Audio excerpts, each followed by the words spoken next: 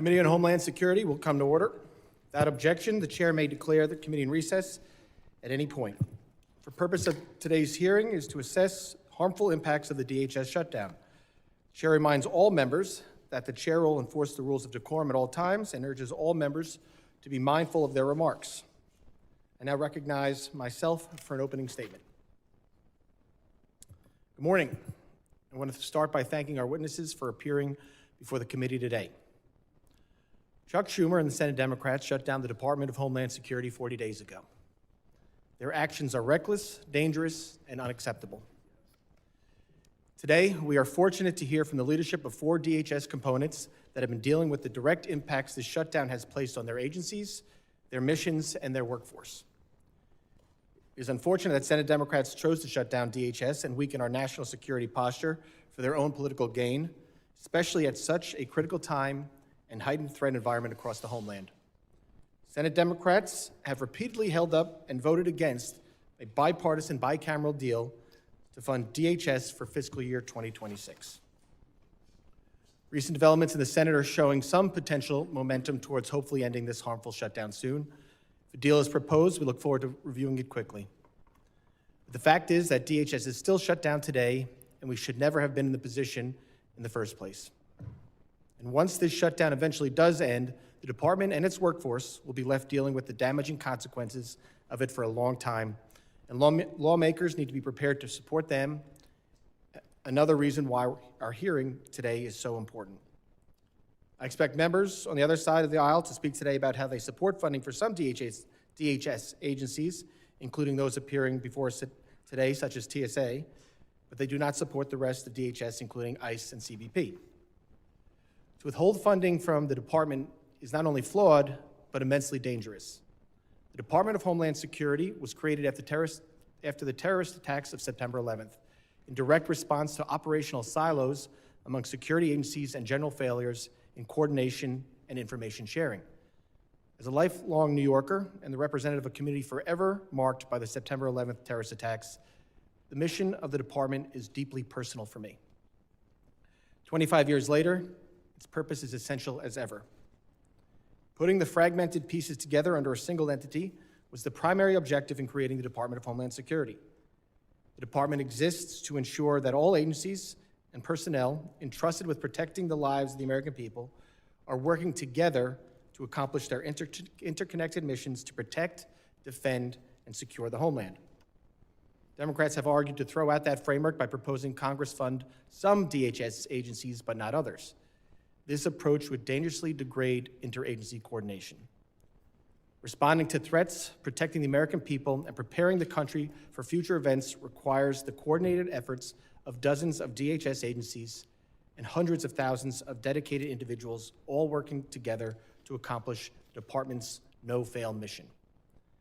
The shutdown has caused massive disruptions across our airports and travel system nationwide, weakened our nation's cybersecurity posture, and left states unsupported.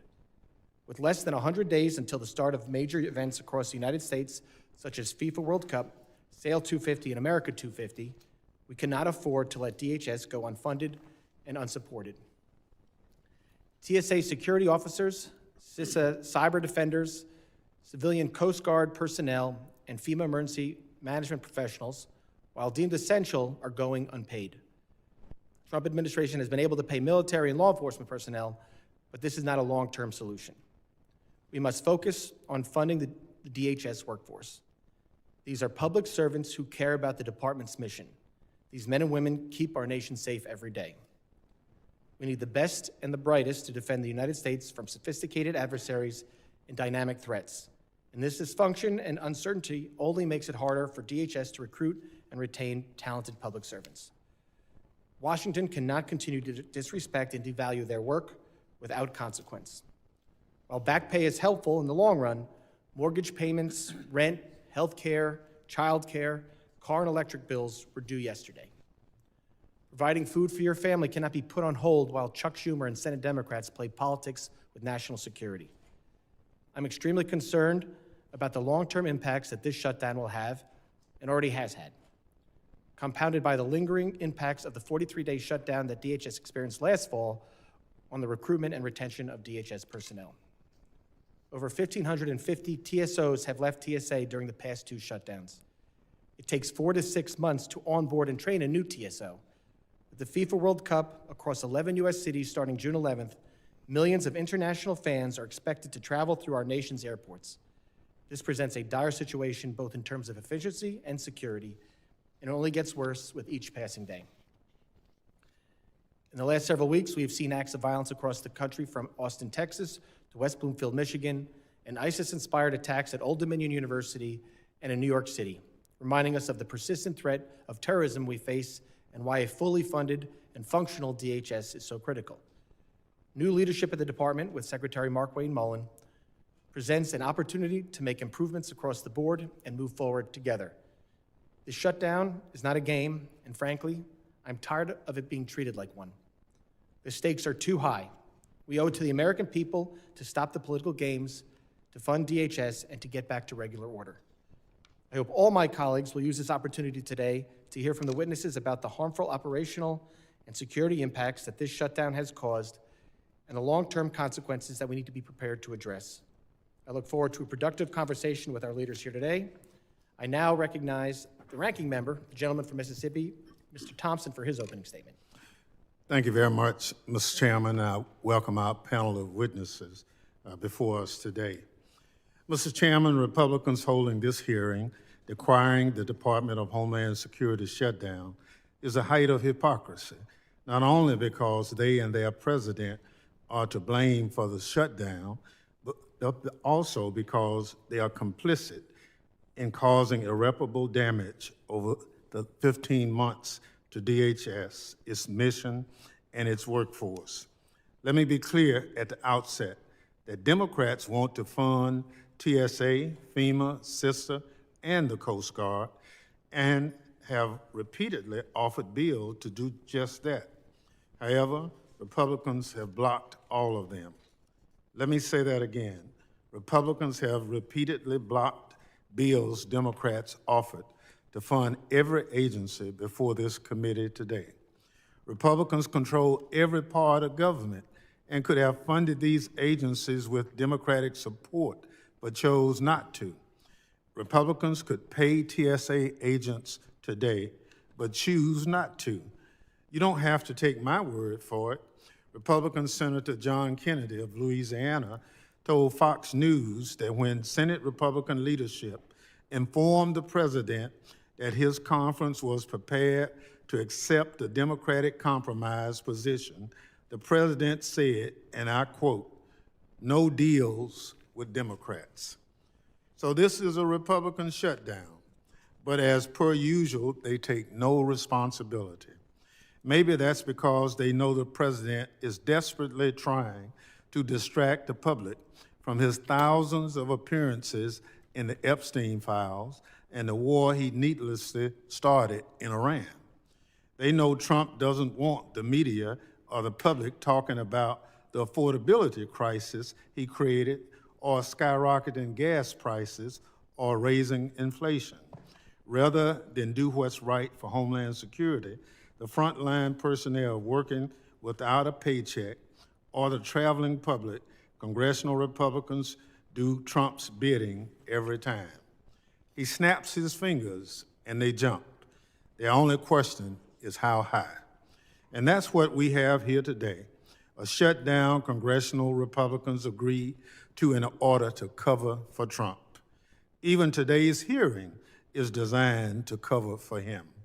I requested that the chairman extend invitations to ICE and CBP leadership to testify today, but he declined to do so.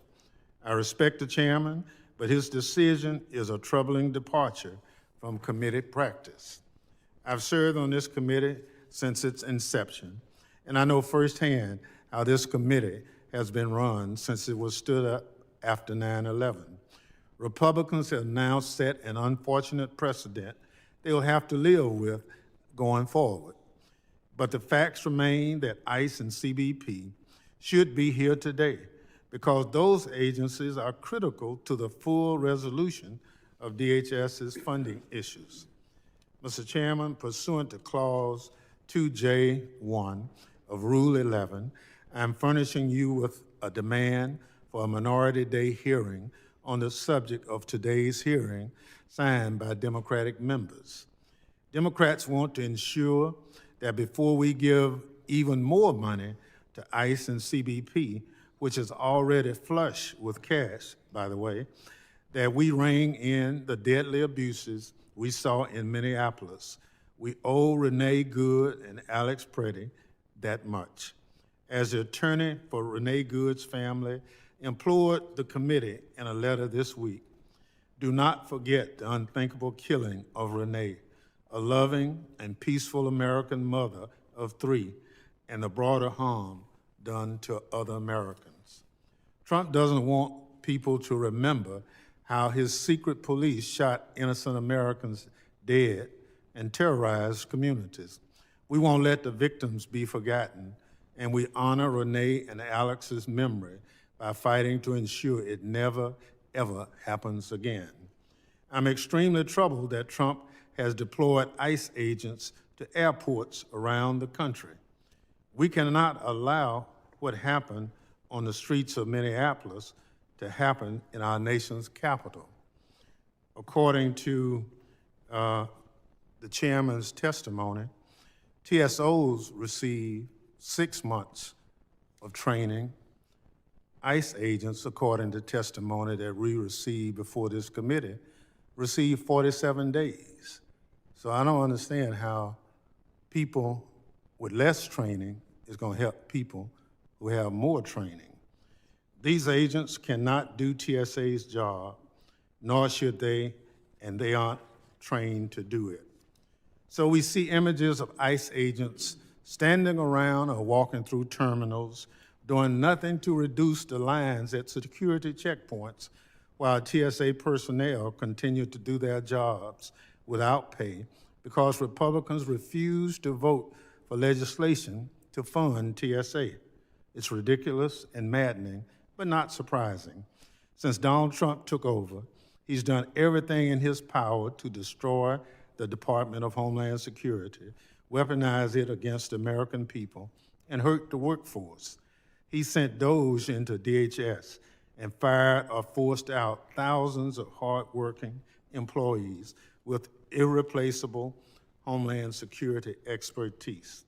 At FEMA, more than 2,000 hardworking employees left the agency, and CISA lost about 1,000 employees, or a third of its staff. He cut critical Homeland Security programs and is intentionally withholding grants from nonprofits like synagogues, churches, and mosques, and disaster funding from communities that desperately need it. He also attacked DHS worker union rights, and his administration is suing to end transportation security officers' collective bargaining rights as we speak. They are the hard-won rights of the very same officers Republicans are claiming to care so much about. This administration has done nothing but marginalize and denigrate TSA from the moment Trump was sworn in. Meanwhile, Democrats have been fighting for the TSA workforce since long before Republicans discovered this week, apparently, that DHS is more than just ICE and CBP. Donald Trump, Stephen Miller, Tom Homan, Kristi Noem, and Corey Lewandowski have tried to turn ICE into a national police force, a weapon for their political agenda, while systematically neglecting the critical mission of TSA, FEMA, CISA, and the Coast Guard. As part of their effort, Trump has installed incompetent and unfit DHS leadership who have used their positions for personal gain.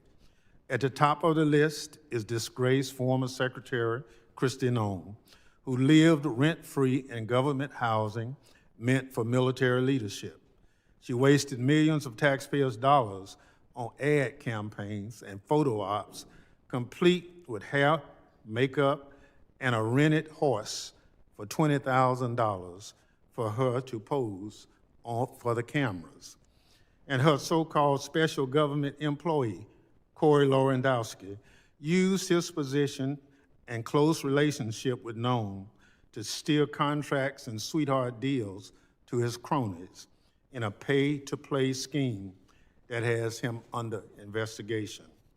FEMA is on its third unqualified acting administrator in 15 months, and the witness that was scheduled to testify today, Mr. Greg Phillips, raises serious concerns.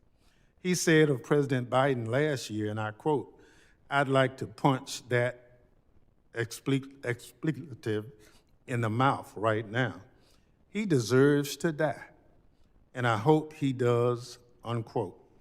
Mr. Phillips reportedly claims to have been involuntarily teleported multiple times, including once to a Waffle House in Georgia. That kind of violent rhetoric and wild conspiracy theories are troubling for someone who holds a leadership position at DHS. For their part, congressional Republicans have sat idly by and watched it all happen, often enabling, encouraging, and cheering on this madness. So to my Republican colleagues, spare us your crocodile tears today. Your talk is cheap, and the theatrics are nothing but performance. This hearing won't get DHS employees a paycheck. I urge my Republican colleagues to stop the performance and start governing. Join Democrats in passing legislation to reopen DHS today. Mr. Chairman, I yield back. Gentleman yields back. I appreciate the gentleman's request for a minority member day hearing, and we will take it under consideration. I also have to address something the gentleman said in his opening statement about me going against committee precedent. As the gentleman knows, it is not committee nor House precedent for minority executive branch witnesses on executive branch panels. Further, both ICE and CBP testified in front of this committee 5 weeks ago. And there was also a statement about how Republicans voted against funding TSA and other agencies. I know myself, sitting up here, have voted, as well as my other colleagues, have voted twice already to pay TSA workers and all the other employees at DHS, and I look forward to voting again to pay them this week. I don't think my Democratic colleagues can say the same. So I appreciate the gentleman's opening statement, but I want to stick to the facts here. And with that, other members of the committee are reminded that opening statements may be submitted for the record. I would now like to formally introduce our witnesses. Ms. Ha McNeil serves as the senior official of the Transportation Security Administration, TSA, performing the duties of the administrator. Ms. McNeil was appointed Deputy Administrator in 2025 and was previously the Chief of Staff at TSA. She has a background in national security and technology policy with prior experience across the National Security Council, the Office of Management Budget, and private sector roles. Admiral Thomas G. Allen serves as the Vice Commandant of the U.S. Coast Guard, serving as the service's second-in-command since February 2026. As a career Coast Guard officer with nearly 35 years, he has led major command operations, overseeing mission support operations at U.S. Southern Command and Coast Guard activities across the Northeast. Mr. Nick Anderson serves as the Acting Director of the Cybersecurity Infrastructure Security Agency, or CISA. He was appointed in February 2026 after serving as the agency's Executive Assistant Director for Cybersecurity. He's a senior cybersecurity leader and U.S. Marine Corps veteran with prior experience across the Department of Energy, the White House Office of Management and Budget, and the private sector. Ms. Victoria Barden is the Associate Administrator of the Office of External Affairs at the Federal Emergency Management Agency. Ms. Barden brings nearly a decade of emergency management and disaster recovery experience. I thank all the witnesses for being here today. Pursuant to Committee Rule 8C, I ask that the witnesses rise and raise their right hand.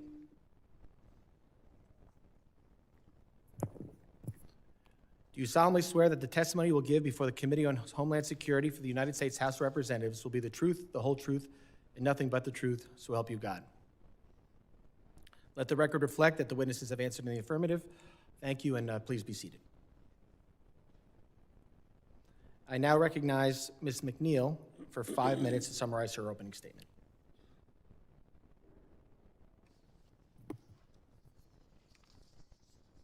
Chairman Garbarino, Ranking Member Thompson, and members of the committee, thank you for the invitation to testify before you today on behalf of the Transportation Security Administration. This fiscal year, TSA has been shut down for 50% of the time, or 85 days. And if still shut down this Friday, we will have reached nearly $1 billion in missed paychecks. This level of disruption is unprecedented and unacceptable and significantly undermines the security of US transportation systems. 99% of the TSA workforce operates outside of the national capital region, working across the country, living within your districts and communities. 95%, or more than 61,000 of TSA's employees must continue working without pay during a shutdown. Congress and the traveling public should be proud of the excellent job the TSA workforce does to protect our national security. Paying these dedicated employees for the work they are performing should never be a point of debate. And yet here we are on the 40th day of our third shutdown this fiscal year. Many in our workforce have missed bill payments, received eviction notices, had their cars repossessed and utilities shut off, lost their child care, defaulted on loans, damaged their credit line, and drained their retirement savings. Some are sleeping in their cars, selling their blood and plasma, and taking on second jobs to make ends meet, all while being expected to perform at the highest level when in uniform to protect the traveling public. A transportation security officer at Reagan National Airport recently said, "I just want Congress to pay me for the job I am doing." During the 43-day shutdown last fall, TSA experienced a 25% increase in TSO separations when compared to that same time period the year before. We have already lost over 480 TSOs this shutdown, and our call-out rates have accelerated as our workforce was still reeling from the last shutdown. Prior to this shutdown, our TSO call-out rate was 4%. Now, multiple major airports are experiencing days where 40 to 50% of their staff are calling out because they simply cannot afford to report to work. This has led to the highest wait times in TSA history, with some wait times greater than 4.5 hours. We are being forced to consolidate lanes and may have to close smaller airports if we do not have enough officers. It is a fluid, challenging, and unpredictable situation. We understand this is frustrating and disruptive. Unfortunately, we have seen an over 500% increase in the frequency of assaults on our officers since this shutdown began. This is unacceptable and we will not be tolerated. We are pursuing all legal avenues to prosecute these incidents. To the traveling public, we ask for your patience and understanding as our officers are working their hardest to ensure you can travel safely, all the while not getting paid. As the shutdown drags on, we fear we will continue to lose talented and experienced employees to other jobs that can provide a steady paycheck. Not only is the shutdown decreasing the number of interested candidates, for those we are able to hire, they are required to complete 4 to 6 months of training before they are certified to work at checkpoints. At this point, newly hired officers will not be able to work on the checkpoint until well after the 2026 FIFA World Cup. This is a dire situation. We are facing a potential perfect storm of severe staffing shortages and an influx of millions of passengers at our airports for the World Cup games in less than 80 days. I'm thankful to President Trump and Border Czar Tom Homan for their leadership and our ICE colleagues for helping the TSA workforce at key airports, enabling TSA officers to focus on carrying out critical security screening duties during this challenging time for our agency.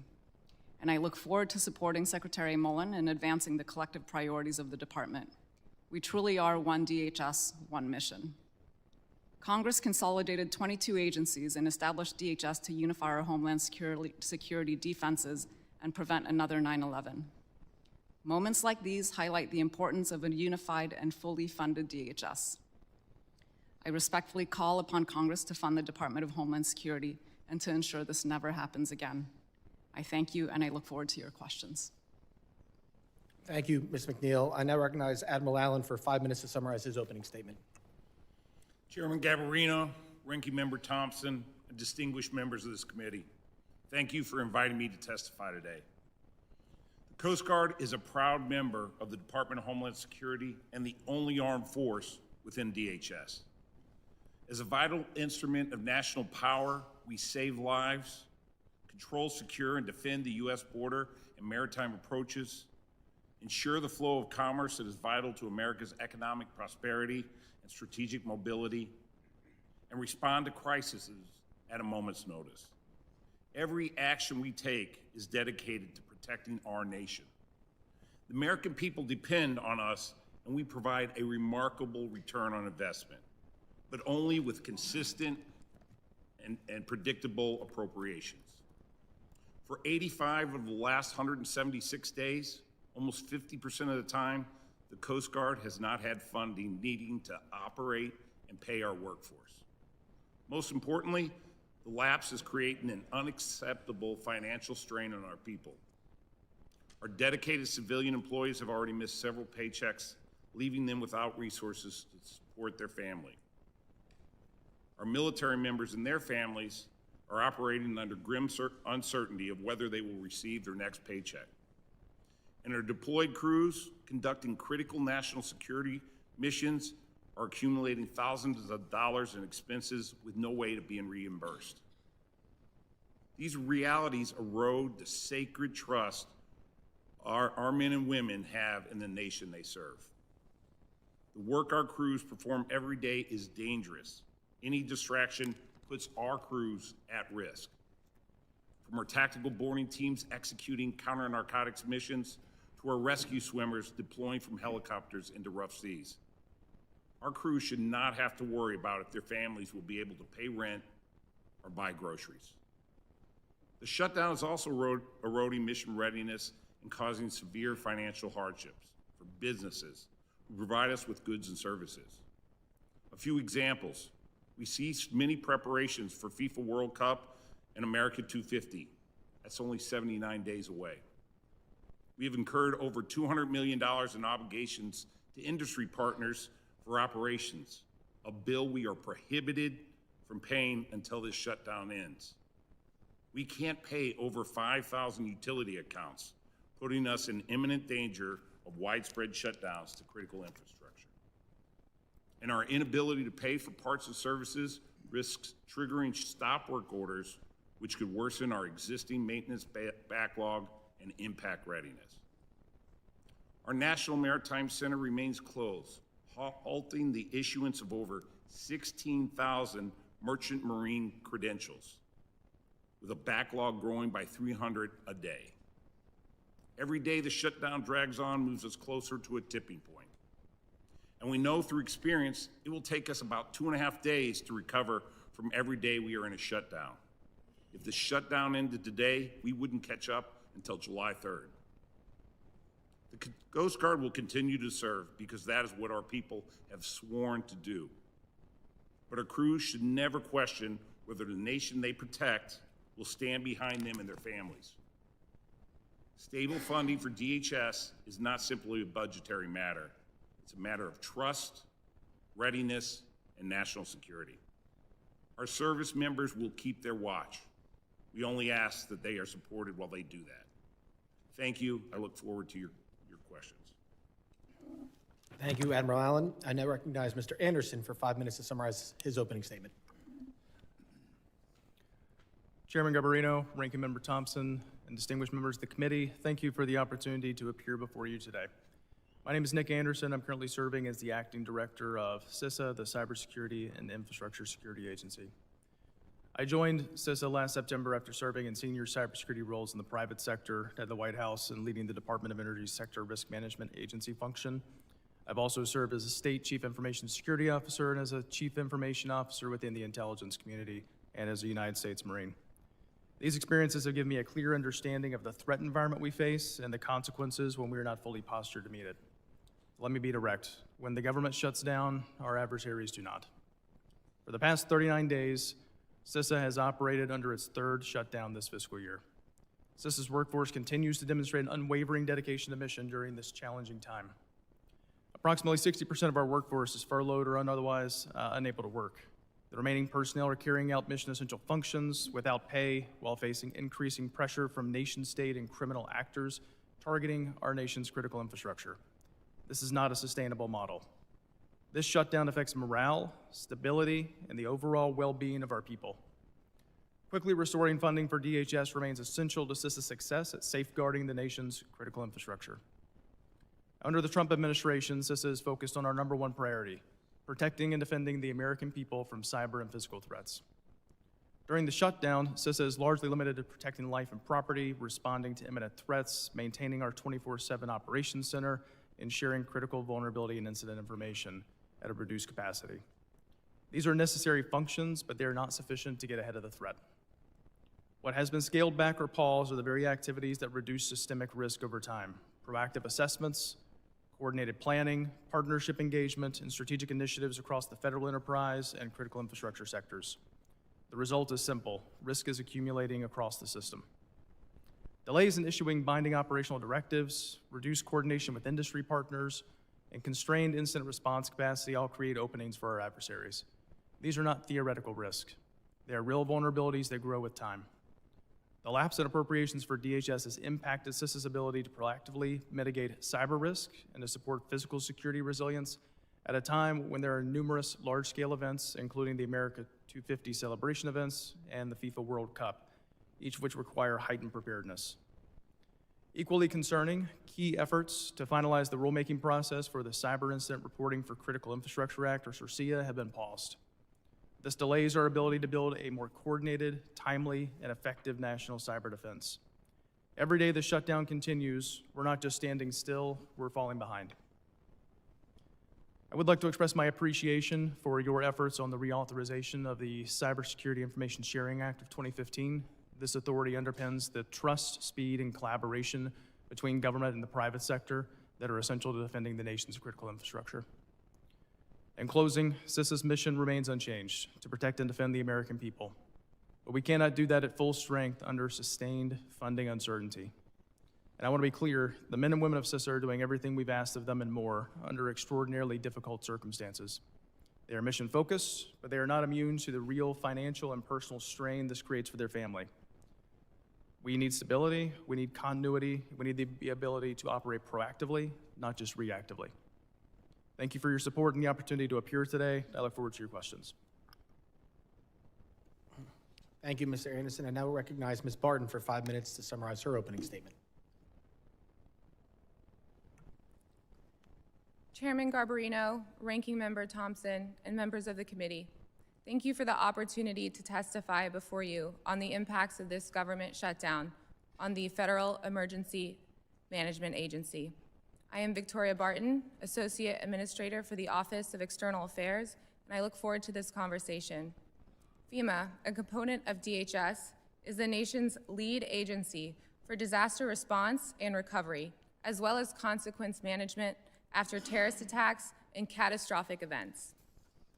FEMA provides critical funding, training, and preparedness support to communities across America, including security planning for major events like the FIFA World Cup and America 250. With the current lapse, FEMA's ability to support Americans before, during, and after disasters is at risk.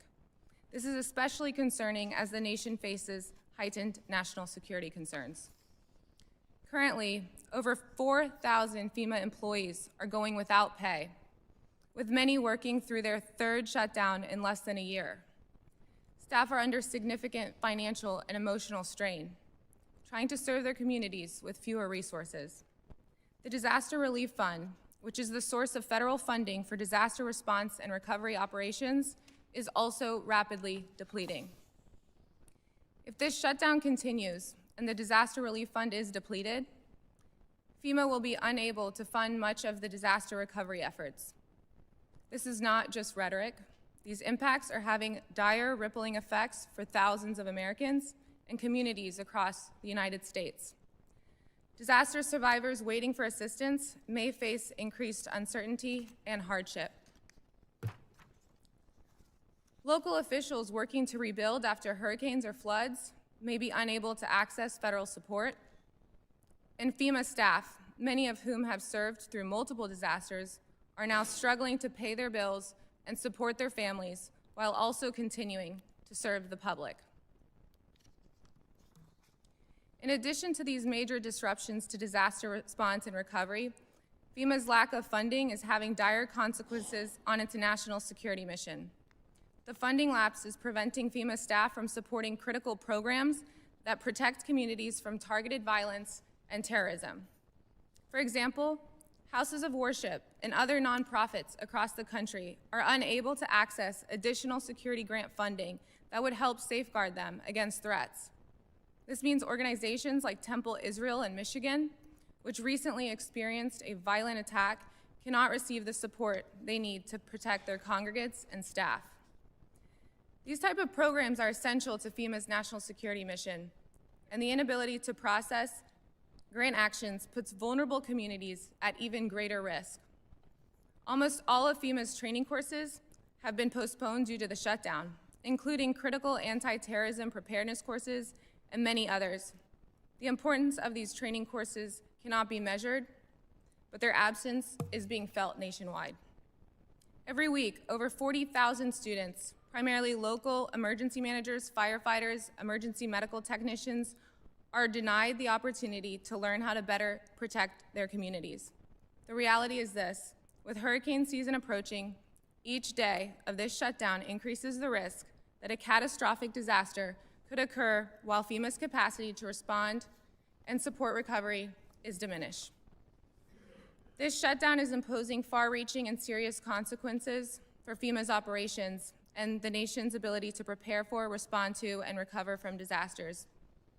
I urge Congress to immediately pass funding for the department so we can carry out our duties and our responsibilities of serving and protecting the American people. Thank you for your support and the opportunity to appear before you today. I look forward to our questions.